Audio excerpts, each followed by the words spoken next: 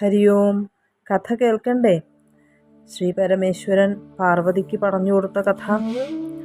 ഒരു ദിവസം ഭൂമിദേവി പശുവിൻ്റെ രൂപം ധരിച്ച് ദേവന്മാരോടും കൂടി ബ്രഹ്മലോകത്തെത്തി. വളരെ ദുഃഖിതയായിരുന്നു ഭൂമിദേവി. ബ്രഹ്മാവ് ചോദിച്ചു, എന്തേ ദേവി ദുഃഖിതയായിരിക്കുന്നല്ലോ?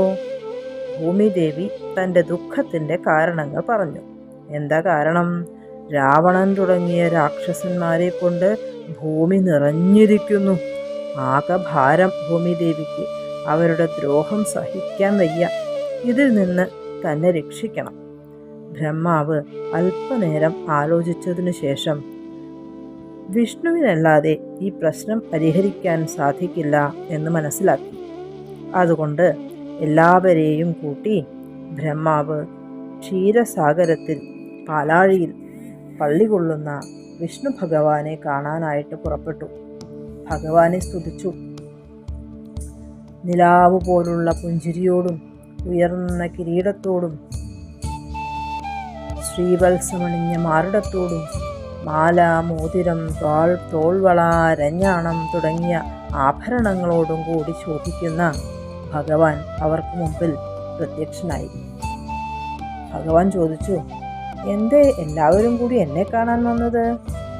അപ്പോൾ ബ്രഹ്മാവ് പറഞ്ഞു, അങ്ങേക്ക് അറിയാത്തതായിട്ട് എന്തെങ്കിലും ഉണ്ടോ? എന്നാലും പറയാം. രാവണൻ്റെ ക്രൂരത നിമിത്തം 3 ലോകവും നശിക്കാറായി. ഞാൻ തന്നെയാണ് അവന് വരം കൊടുത്തത്. മനുഷ്യരാൽ മാത്രമേ കൊല്ലപ്പെടാവൂ, മറ്റാരും വധിക്കപ്പെടരുത് എന്ന വരം. അപ്പോൾ അബദ്ധമായി. അങ്ങ് തന്നെ മനുഷ്യനായി പിറന്ന് അവനെ വധിക്കണം. ഇങ്ങനെ പറഞ്ഞ ബ്രഹ്മാവിനോട് വിഷ്ണു ഭഗവാൻ ചിരിച്ചുകൊണ്ട് പറഞ്ഞു, നിങ്ങളാരും വിഷമിക്കണ്ട. കുറേ കാലമായി കശ്യപ പ്രജാപതി ഞാൻ പുത്രനായി പിറക്കണം എന്ന് പറഞ്ഞ് എന്നെ സേവിക്കുന്നു. ഞാൻ പുത്രനായി പിറക്കാം എന്ന് അദ്ദേഹത്തിന് വാക്കും കൊടുത്തു. കശ്യപൻ ഭൂമിയിൽ ദശരഥൻ എന്ന പേരിൽ ജനിക്കും. പത്നി അതിഥി കൗസല്യയായും ജനിക്കും. അവർക്ക് പുത്രനായി ഞാൻ ഭൂമിയിൽ അവതരിക്കും. എനിക്ക് 3 സഹോദരന്മാരും ഉണ്ടാവും. എൻ്റെ ശക്തിയായ യോഗമായാദേവി ജനകൻ്റെ രാജ്യത്തിൽ രാവണനാശത്തിന് കാരണഭൂതയായി വരും.